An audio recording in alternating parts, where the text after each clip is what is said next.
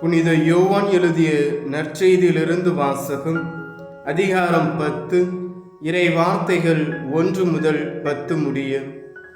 இயேசு கூறியது: உறுதியாக உங்களுக்கு சொல்கிறேன், ஆட்டுக்கொட்டிலில் வாயில் வழியாக நுழையாமல் வேறு வழியாக ஏறி குதிப்போர் திருடர் அல்லது கொள்ளையராய் இருப்பர். வாயில் வழியாக நுழைபவர் ஆடுகளின் ஆயர். அவருக்கே காவலர் வாயிலை திறந்து விடுவார். ஆடுகளும் அவரது குரலுக்கு செவிசாய்க்கும்.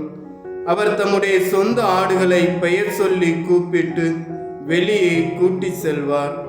தம்முடைய சொந்த ஆடுகள் அனைத்தையும் வெளியே ஓட்டி வந்த பின் அவர் அவற்றுக்கு முன் செல்வார். ஆடுகளும் அவரை பின்தொடரும். ஏனெனில் அவரது குரல் அவற்றுக்கு தெரியும்.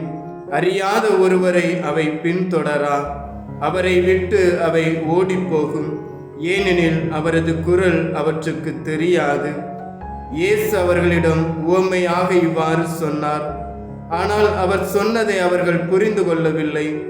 மீண்டும் இயேசு கூறியது: உறுதியாக உங்களுக்கு சொல்கிறேன், ஆடுகளுக்கு வாயில் நானே.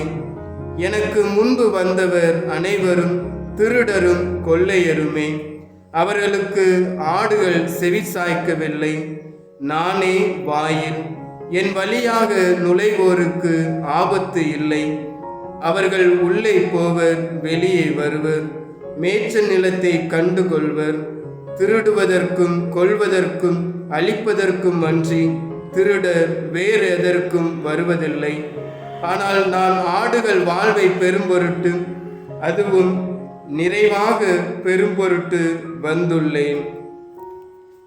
ஆண்டவரின் அருள்வாக்கு. கிறிஸ்துவே உமக்கு புகழ்.